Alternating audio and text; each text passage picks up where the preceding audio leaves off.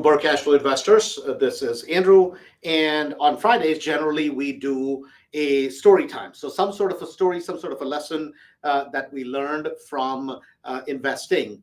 That's what we talk about. So, today we have three things that are, I'm not sure they're stories, but they're definitely lessons learned. So, having said that, let's jump into it. I want to remind everybody, if you did not watch yesterday's meeting, make sure that you watch yesterday's meeting in the chat, and we will send you a copy of yesterday's meeting, because there was a lot of covered things covered in that, in terms of it was inside the banker's mind. So we had a bunch of different lenders here. We had Joe here, that's a portfolio lender. So generally he happens to be a president of a bank, about a $1.1 billion bank. And so it was interesting perspectives that generally you're not going to get. So if you missed yesterday's meeting, make sure you tell Lori that, hey, Lori, can you please send me a copy of yesterday's meetings? She'll send you the link, and please make sure you watch that. I think you'll get a lot of good content out of yesterday's meeting. Having said that, today we're going to kind of talk about three different things. Number one is we're going to talk about what happens with a business planning session. A lot of times whenever people from Gold Platinum Mastery come, what is kind of the process that we go through, because people don't get to see behind the scene. What is the reason when they come? What is the conversation that happens? I want to obviously I can't name anybody's name because this is their personal information, but we're going to take one person, and we'll kind of go through where they were, where they are today. So that's going to be one we're going to talk about. Second thing we're going to talk about is making offers.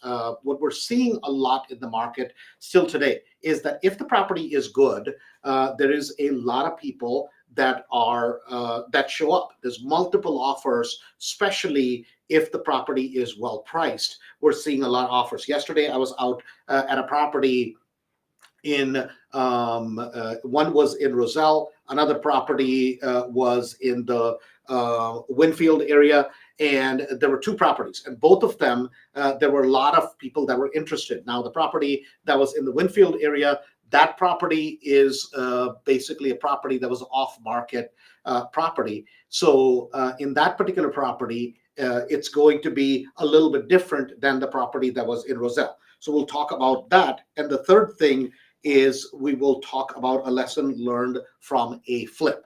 So first, we'll start with the lesson learned from a flip. So whenever you're flipping a property, right, what you have to think always about is, number one, how does a flip go wrong, or how does a flip go right? So if I was to ask you, what is a perfect flip? Do you know what it is, right? Do you know what it means by a perfect flip? A perfect flip is not a flip where you make 30, 40,000 bucks, 50,000 bucks, 80,000 bucks, or 100,000 bucks. That's what the average person thinks, right? The average person, you say, oh my God, I flipped this property, I made $100,000. And they're like, oh, wow, I want to do that, right? Well, but that doesn't mean anything, right? Why does it not mean anything? Because, well, guess what? If it's a property that you sold for $2 million and all you made was 100,000 bucks, that is not a perfect flip. That is a stupid flip, right? That is just a completely ridiculous flip. That if it took you 2 years to do the rehab or build it, or to add a second story, its flip is all about, number one, what is the price that you paid? Number two, what is the amount of rehab that you did? Number three, how much time did it take? And number four, what was the end price that you sold it for?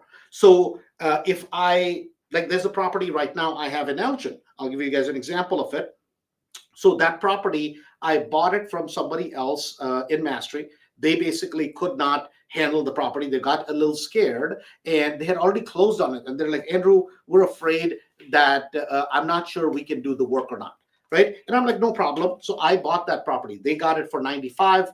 I bought it from them for 110. So they made everything said and done. They made about $10,000. So now we have it under contract for 260. So let me walk you through the numbers and see if this makes sense. So first, I'll tell you about the property that I think went sideways, and second, I'll tell you about this one. So the first property that went sideways this is somebody that I know. I'm not going to mention who. You know who you are. I told this person, do not buy the property. They're like, Andrew, what you don't understand is I can do the work. I'm like, well, listen, I mean, I'm sure you can build the Taj Mahal, but in the amount of money you're going to, build it for versus what the value of it is versus the revenue it's going to generate, right? It probably doesn't make sense. It's like somebody saying, well, can I own a 6 unit? Sure. If you don't, I mean, just pay any ridiculous price and somebody will sell you a 6 unit, right? Or you can build a 6 unit. But if it doesn't make money, if you're doing it because that's what you want to do, great, no problem. And if you consider that a success, fantastic. But if you say, hey, can I buy a 6 unit in a certain area in a certain amount of time and make money with it? That is very different. So with this particular person, they bought a property and they bought the property for $80,000. Now I told them not to buy the property. They look, but Andrew, the back end value, man, all day long is 250. I'm like, great. I'm happy for you that it's 250. Like, listen, do not buy the property because it's going to be at least 100,000 to put into the property. Well, it's going to be 100 grand. Maybe I can get it done for 80. So I'm going to be in it for 160. And now I can sell it for 250. I paid about $20,000, 15,000 carrying costs, 15,000 selling costs. Boom, I'm going to make money, Andrew. I'm like, listen, man, I'm telling you, the 100,000 is if I was there, meaning I was watching over the property all the time, and then I got it done. So now you buy it for 80, you put 100,000 there, then you have another 15, 20,000 carrying costs, then you have another $15,000 selling costs. I know my cost in that property. I could not get that sucker done. If everything went perfectly, less than 250 all in. Then I'm hoping to sell it for 250, maybe 255, 260.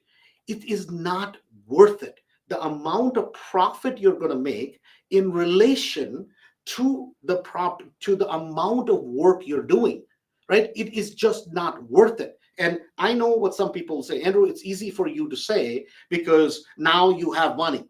So now you're going to walk away from 30, 40,000 or deal, 50,000 deal, good for you. But I'm not in that position. I understand, right? Guys, I'm telling you what I'm telling you, not because I'm in this position today. I'm telling you because I wish at one point somebody had told me this, which is you don't go buy a property forcing a rehab, because guess what? You can find many more properties. So I'll give you guys what has happened with this property.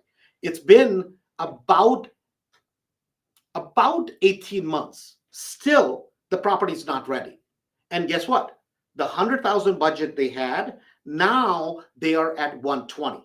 So 80,000 purchase, 120 for the rehab. The rehab is still not complete. Now they've been paying for almost, it's going to be 2 years by the time it's said and done. And then they're hoping to sell the property. But they're like, the back end value went up. Well, now I can sell it for 270. I'm like, listen, man, even if you sell it for 270, right on the dot, I guarantee you by the time the property sells, you're not going to make money. And you're not going to make money not because you didn't work hard. You worked your butt off. You've been stressed out for the last almost 18 months. It's going to be 2 years, right? Why? Because you bought the property not because the property makes sense. You do not buy a property where you're going to do 100,000 work, and on paper you cannot make any more than 30, 40,000 bucks. That is not smart. That is not investing, right? Guys, things are going to go wrong in life without you trying. So if you go into something where you think you're going to make 50, probably you're going to make 35. This is just how life works, right? So you got to be careful with that you don't go force buy properties. And please do not take pride in the amount of work you do to a property. Take pride in the quality of the property that you buy, where you do not have to do as much work, right? So let me repeat that. Do not take pride in a property where you have to do a lot of work, because that's called, you're a contractor. You're basically a carpenter at that point, right? That's not the business that we're in. We're in the business of investing. What does investing mean? Investing means I'm buying something that's worth this for this. Then I'm going to add a certain amount of money to it so that the property is worth this. That is investing, right? Investing is not the amount of work you do. Investing is done between your ears, meaning investments are a game of your mind. investments are not a game of your labor. Rehabbing is a necessary evil that we have to do, right? But that is not what you should take pride in. Because if you're a craftsman, if you just turn beautiful rehabs, God bless you, right? God bless you. But you are never going to build wealth because how hard you work. You make money with your not with your mind, not with your labor, or not because how much work you had done to a property, right? And this is a concept that a lot of times people don't understand. Because why? This is because the TV shows, this is because of the, oh, let's do this beautiful rehab. We're going to teach you a rehabbing course, because you didn't come to real estate to rehab. You came to real estate because you want to be an investor. And this is really, really important. So on the other side of the dichotomy, let me give you the example of the property diligence. So I got it as a wholesale from another person in Mastery, right? Mr. and Mrs. Ray and his wife, Mr. and Mrs. Ali. And they bought the property. They bought it as a great deal. It was a short sale. They worked on it 6 months. They get the property. When they get the property, now the property is all torn up. Some other investor had basically gone belly up because he had no idea what he was doing, opens up the property, starts opening doors, puts bathroom in, and none of the work is licensed. Elgin is a tough city if you don't put a license. They obviously catch him, boom, shut him down, end of story. You cannot do anything with the property. They basically force him to sell it because they're so upset with him and he didn't know what to do to correct it. So these guys get it for 94. They sell it to me for 110. Now you would say, well, they made 15,000. No, they did not. That's not how real estate works. They made about 10,000 on the property because there's other expenses. So I took over the deal at 110. Now I took over the deal 10 months ago, right? Here's where mistake number one. Not the price that I paid, but that it took me 10 months to rehab. Now, a lot of times gurus will never talk, oh, I made 50,000 bucks, 60,000 bucks. My God, I'm going to teach you how to do real estate. Guess what? It would not be the truth. What was my plan for the property? That property needs to be bought, rehab, resold in 6 months. So I missed the mark by about 4.5, 5 months. That is not good, right? That is, I defied one of my own rules because I had too many other rehabs going on. Whatever the reason behind that is, I did not hit my goal, period, right? So that was one mistake. Now, besides that, that's the bad part of it. I'll tell you the good part of it. When I bought the property, I thought maybe 220, 230, right, is what I could sell the property for, and I would make about a $45,000 profit. But if I'm buying the property for 110, if I'm doing about 30, 40,000 in work, then to expect a $40,000, $45,000 profit is reasonable. It's not something to brag about, but it's a reasonable amount of profit. And now what has happened? It took 10 months. I just put it in the market for 270. At 270, we did not have many offers for the first week because we put it like literally 4 or 5 days before Christmas, right? And at that time, that's a very bad time to put it on the market. But the property had been sitting on the market, had been being rehabbed for all this time because we got behind. So we just got a couple of offers on it. We accepted one offer. And because it was a clean offer, we went back at 260. So at 260 sale price, 110 buy price, about $40,000 in terms of rehab done. So 110 plus 40 puts me at 150. 150 plus carrying costs on it at about $1,500 a month times 10. That makes another 15,000 bucks. Another $12,000 or $13,000 for selling. So I'm at about 180 plus a little bit of other costs, right? Another 4,000 or 5,000 in costs, miscellaneous costs for selling the property. Now the profit that I'm going to make from the property is about $59,000 to $61,000, somewhere in that ballpark about $59,000. So now on a property where I have a total investment, right, of 110 plus the rehab amount, that's a pretty decent profit. Now, here's why it becomes a pretty good deal. I didn't say this is a perfect flip. It would have been a perfect flip if I would make 60,000 in 6 months or less. Then I have the right to call it a perfect flip, right? But the one good part is I have a private money loan on it. Now, every month I've been making payments. So that's costing me money, right? I paid points. So Jeff Huck from Mastery, the loan is from him. Could I have paid for it cash? Yes, I could have paid for it cash. But then I couldn't have bought as many more other properties right? So, I mean, when I'm doing that much business all at the same time, right, sometimes I'll borrow money, either be it private money or be it hard money. In this case, I have private money from Jeff, and I've had to renew that a couple of times. So I had to pay additional points, just like you would if you had a mastery loan or if you had any sort of other type of a loan. So the cost there. But did I have to come out of any money out of my pocket as such? No. So for putting in about $15,000, $16,000 every single, month after month after month, I'm making a payment about $1,500 times 10 puts you at about $15,000 in 10-month period. So in that time, for not having money out of my pocket except the 15,000, now if I'm making a $59,000 profit, is that good? See, that is a phenomenal rate of return when you look at it that way. But one thing I don't feel proud about that property is that it took 10 months. That's just the reality. Happens to me is going to happen to you. But that is a property that relatively is a small property. See, the goal that you should have is not how big a property that you do. Right? Another example of this is in Elmwood Park. I just finished a property where the person across the street, they just sold their property. And he was laughing at me because he said, Andrew, I sold that property, man, I got $575. I'm like, man, God bless you. I'm so happy for you that you got $575.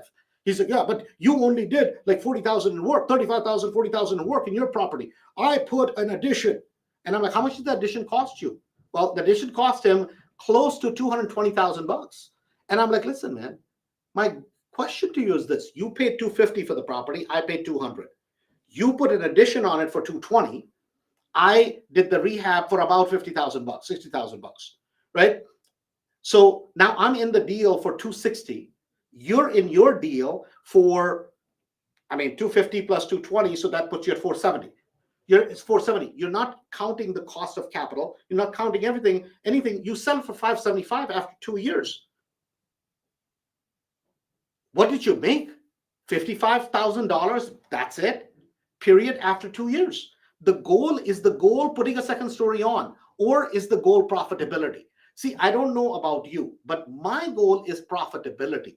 I do not take pride in doing big rehabs. I take pride in buying good quality properties. And that is a very different way of looking at life. So that is something important, because this property, I just got an appraisal on. Appraisal is $450. Think about it. I'm in the property for $260, right? And the appraisal on the back end is $450. Now, I don't want to sell the property, period. Right? If somebody offers me $500, the property is not for sale, period. Right? Because I don't want to sell a property in a fantastic area, because I have it on the market right now for $5,000 in rent. My payments on the property are going to be $2,700, $2,800. So I know I can get $4,500 for sure. So what my point of all of this is that whenever you're flipping a property, take pride in the least amount of work you do for the most amount of money that you can make. Do not look at properties from perspective, I'm going to do all this work to make a little bit amount of money. And the time part of it is really important. So hopefully that point comes across and it makes some sense. Secondly, this kind of rolls over into point 2, and that is about making offers. So yesterday, when I went to a couple of these properties, literally the Roselle property, and maybe some of you were there, right? There were a bajillion people there. When I mean bajillion, literally there were at least 35 to 40 people there when I was there, and there were cars pulling in. 10, 12 people were just from Mastery, right? Why? Everybody should be looking at that property because it's a great property, right? The problem is this. Who's going to win that bid? The person who's going to win the bid is either somebody who's just going to overpay for the property. That's it, period, right?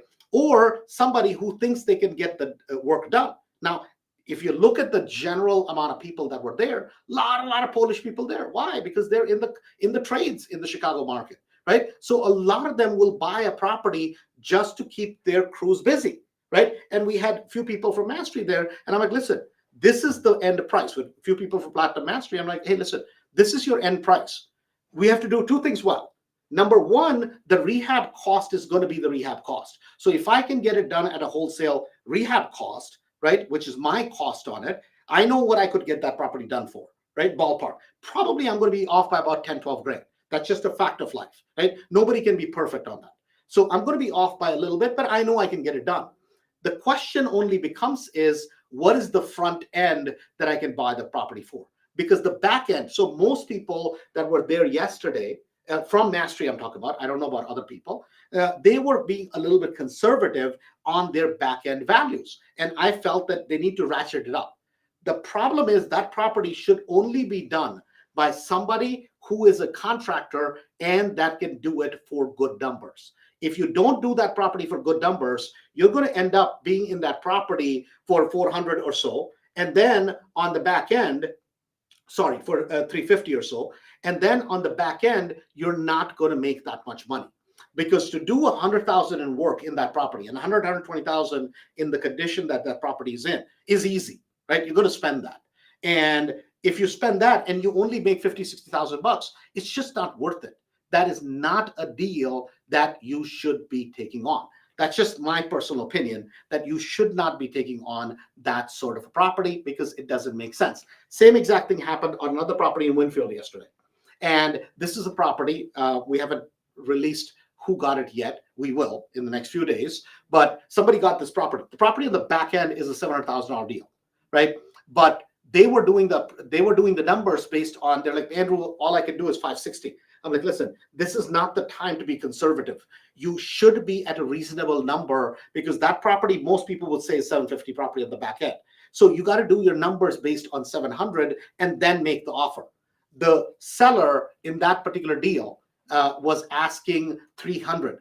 They ended up accepting a bid from somebody in Mastery at 368.5, right? And that at 368.5, that is a monster of a deal. 368.5, because they can get that rehab done. It's going to be about $130,000 rehab, but that property is a phenomenal property because on the back end you can flip it and you legitimately will walk away for 220, 230 in profit because it's a little bit bigger property. It's not huge, but it's a great location, and that is not a property your average rehabber will be able to do. So for this person, I'm like, listen, you got to put up $50,000 earnest money non-refundable. They're like, Andrew, that is crazy. I'm like, listen, if you don't want to do it, please just wholesale me the property. I'll buy it, right? And if you don't want to give, I'll give you the money to basically put up the non-refundable $50,000 deposit. I'm like, how are you going to stand out? You're going to stand out. You got to stand out based on something. So what you do is you put up, because you're in a price range where you're going to have a lot of other foolish people. There were at least 6 other people that were fairly new. They've done 2 rehabs, and now they think they're going to pull out a $700,000 rehab. Crazy, as far as I'm concerned, but that's just my personal opinion. So now let's move on to number 3. Number 3 is what happens in a business planning session and how should a business planning session be conducted. So whenever somebody comes new to Mastery, right? First, when they're in Gold and Platinum Mastery, we want them to come in, and we want them to come in with where, number 1, who are you? Who are you? Meaning, what do you do for a living? We don't care. We're not judging you, but we want to know where you're coming from. So what do you do for a living? How much is your income today? Where are you trying to go in the next 5 years? And then what is your age? What is your spouse's age or significant other? And then do you have kids? And how quickly are you going to be at an age where you're not going to be able to relatively work at the rate at which you're working today? Reason we want to know that is because we want to know that where are you today? We don't care where you came from, right? So if you did some mess ups in your life, who are we to judge you? We're nobody, right? But we want to know where are you today? And then what we want to know is, have you invested in the past? Well, yeah, I invested, stock market. I made a lot of money. I lost a lot of money. It doesn't really matter, but we want to get an idea of what is your propensity. Are you a person who likes to swing for big risks? Are you a person that's too conservative? Are you a person in the middle that can make a decision, stick to it, and act like a business type of person, right? So if you're that person that always says, oh my God, I'm going to find something, get rich quick. Listen, I don't want to talk to you. I'm not interested. Go find somebody that's going to tell you you can be a multi-gazillionaire in 2 days, right? That's not me. I will never tell you that. Can you take real estate and in a period of 2 years, can you be at a significantly better place in your life? Yes, right? But I will never tell you that, oh, you're just going to overnight become multimillionaire. That is stupid. And only idiots will say something silly like that, right? And because a lot of us, including me, we want to believe that, we want to see, we want to feel that, oh, there's some opportunity out there, some sort of a way that I'm going to make these millions. Now, are there people who get lucky once in a while, make a lot of money in an artificially small amount of time? Sure, they do. I'm not saying they don't. But the problem is that is not duplicatable. And there's no business that can do that for you just overnight, right? So whenever people come in, we want to first look at where are they. Based on where they are, who they are, we want to set up a business plan. So I'll give you guys an idea of a business plan. So the other day, this is 2, 3 years ago, I had somebody that showed up here. So this person has a spouse, and this person is in mastery. Spouse wanted nothing to do with mastery. She's like, I don't believe this bullshit. This doesn't work. We have invested real estate before, and we have lost money, right? So I'm like, okay, I understand. That's totally reasonable. I appreciate you being honest with me about it, and that's okay.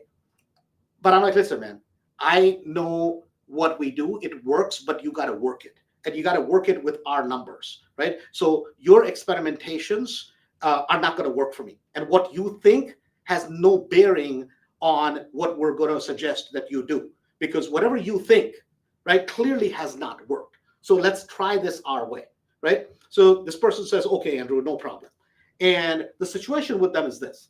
They have 100K in an IRA at the time, and that's between them and their spouse. So the spouse has 50. They have the spouse does not have anything. They have 100K because of the last 20 years of a job that they've been working. On top of that, they have 30K in school debt. The person went and got an MBA, so they had $30,000 in school debt. And the job that they have is okay, but the person basically wants to quit. So I'm like, listen, number one, you're not going to quit your job. That's number one. Number two, what you have to look at is, okay, what is your age? So this person happens to be about 48 years old. So I'm like, okay, the game plan we're going to come up with is that by 52, right, about 4 years down the road, you need to be in a certain place. And I'm like, what is it that you want? Well, you talked about cash flow the 3-day. That's what I want. So I want to do wholesales so that I can have enough cash so that I can put some cash aside, and then I'm going to do rentals. I'm like, listen, that is not the approach that you're going to take, because if you go out and just look for wholesales, you're not going to find any, right? Just trust me on this. That's not how you're going to look at it. What you're going to look for is you're going to look for good deals. Whether it makes sense for a wholesale, then you wholesale that. Whether it makes sense for a flip, then you flip that. If it makes sense for a rental where you can do 100% recycle of money and keep the property with $500-600 cash flow, then that's what you're going to do. Because if all that you do is go out and look for wholesales, then you're going to end up basically walking away from a lot of good deals. A lot of good deals, because all you're going to try to look for is cheap properties in crappy areas, and you're going to try to sell to crappy people. That makes no sense. So the point always should be is, does the property have value? Now, whether I wholesale the property, whether I flip the property, or whether I keep it for a rental, that is based on the property that you find. You do not just go and walk away from the property because, quote unquote, you don't think you can wholesale the property. What we're looking for is we're looking for a great deal. What we do with it is that we do the highest and best use from that particular deal. So this person's point was, well, as soon as I get some properties, I do some wholesales, I'm going to pay off the $30,000 in my school loans. I'm like, listen, it makes no sense for you to pay off your school loans right now, right? Just leave your school loans alone, right? What you do is you start looking at, can I have 2, 3, 4 rentals that will pay off the school loans? I'm like, what is your monthly payment a month for school loans? So this person's monthly payment a month for their school loans is $550. So I'm like, okay, then your goal should be, I'm going to buy one rental, and that's going to pay for my school loans. So watch what happened. So they first start going out looking at properties. The first 11 properties that they found, I'm like, these properties don't make any sense. You cannot buy them. Fortunately, They listened. They didn't buy them. They found another property that was a rental. So that's rental number one. On property number one, this person has $500 a month in income coming in. It's actually 530, but it's say let's just say 500, right? But the property was bought for 82,000 bucks. The work done in the property is about 37,000. The back end value on the property came 190, right? So they have tremendous amount of equity in the property. Now, could they have flipped the property? Sure, they could have flipped the property and immediately pay off their debt in one property that is gone, right? One property they could have wiped out their debt. That would have been a flip. And you're like, oh my God, I'm excited. I'm like, listen, it's not going to do anything for you. If all that you're worried about is your debt, now you take the $500 that comes in, start paying towards your debt, if that's what it is. If I was you, I would just continue working your full-time job, pay your debt. You're paying that anyways. Take your 500 bucks, put it aside. Just start banking that cash, right? Don't touch it. Don't play with it right now. Just start banking your cash. They end up doing two properties. It's like, well, why wouldn't I flip the property? I'm like, because if you flip the property and you make a little bit more money, you're going to end up, the first thing you're going to do is you're going to have to pay tax on it. Then you're going to find a place to spend the money. Oh, honey, we worked so hard. See, I told you real estate works. And oh, let's go on a vacation. Let's do something. This is called human tendency. I'm like, have you ever seen a check for $35,000, $40,000, $50,000? Well, not really, right? I mean, the average person hasn't seen a check come into their bank account. The average person I'm talking about for $40,000, $50,000. That's not the bonuses people get, right? So what's going to happen? As soon as you have a little bit of money, if you haven't had a bunch of money, it seems like a lot. I've done this for sure, where you're like, oh my God, I feel rich, right? And you have a tendency at that point to spend the money. My point is, leave it in the property, right? Don't flip the property, because this property, I promise you, will make you a multimillionaire. Just have a little patience, right? Patience is a virtue today most people don't have. This person's like, okay, Andrew, I'll listen to you.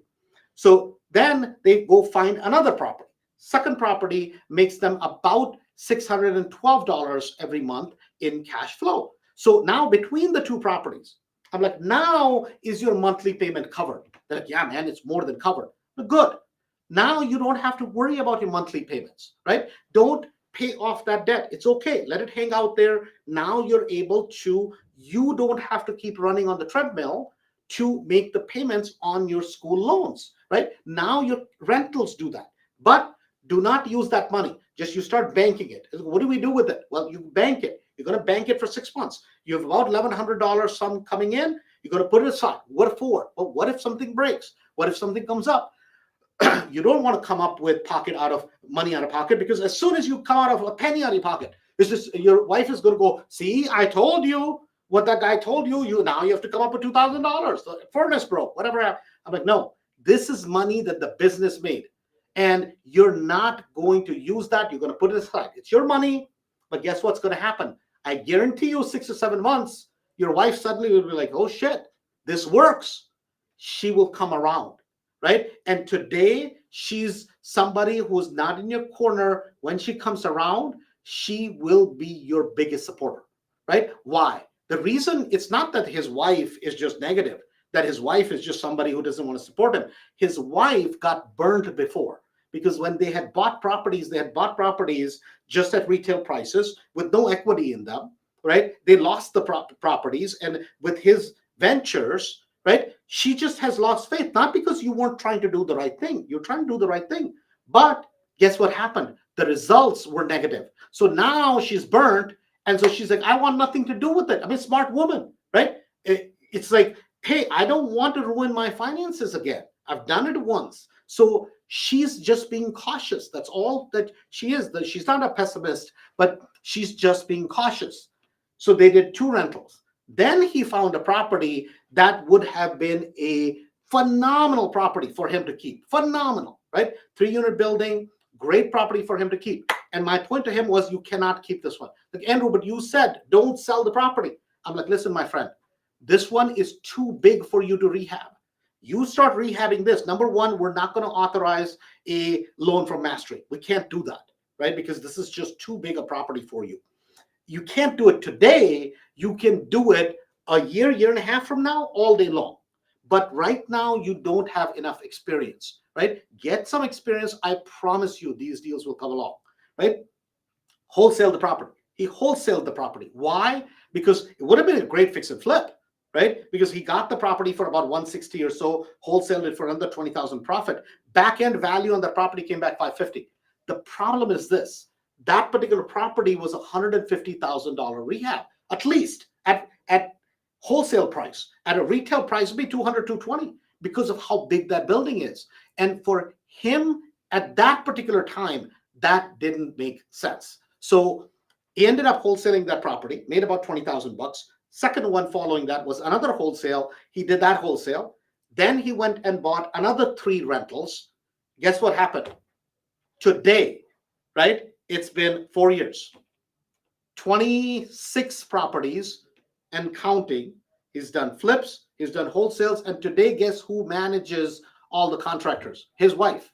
She's a tough cookie. Why? Because she suddenly realized, oh my God, this works. So a person who was not in his corner suddenly is his biggest supporter. Why? Because finally she realized it works. When we do a business planning meeting, it is not about tomorrow. What it is about is how do we do something where you have a strategic step by step by step approach. And it's not good. Is it going to work perfectly? Absolutely not, right? Nothing in life that you plan 100% never works that way. But guess what? As long as it works 85, 90, 95%, that builds a business. See, today he has a business of doing some wholesales, doing a couple of flips a year, 2, 3 flips, 4 flips a year that make him, like last year, it made him about 300, 350,000 bucks.